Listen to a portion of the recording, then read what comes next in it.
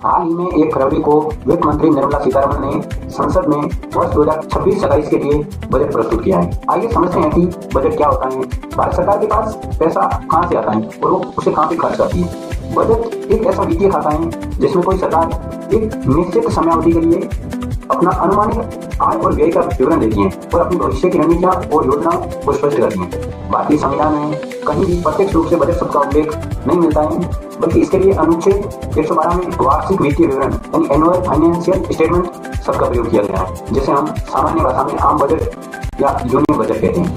अब बात करते हैं कि सरकार के पास पैसा आता कहां से है। इसे हम एक 100 रुपए का आधार मानकर समझते हैं। माना कि सरकार के पास एक वर्ष में 100 रुपए आ रहे हैं, तो उसमें से सरकार के पास 18 रुपए कॉर्पोरेशन टैक्स जैसे कोई बड़ी कंपनियां वगैरह टैक्स पे करती हैं। इसके अलावा 21 रुपए इनकम टैक्स जिसमें कि जो लोग जॉब में वो पे करते हैं। इसके अलावा 4 रुपए कस्टम मतलब सीमा शुल्क से, 6 रुपए सेंट्रल एक्साइज ड्यूटी से। इसके अलावा 15 रुपए सरकार के पास आ जाते हैं जीएसटी और अदर टैक्सेस से।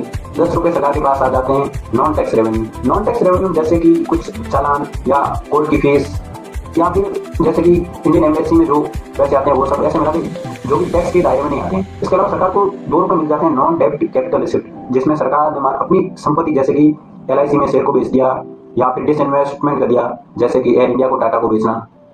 तो ये मिला के हो गए 76 रुपए। अब पीछे बचे 24 रुपए। 24 रुपए सरकार उधार लेती है, वो जनता से ले सकती है, RBI से ले सकती है या फिर विदेश से भी ले सकती है।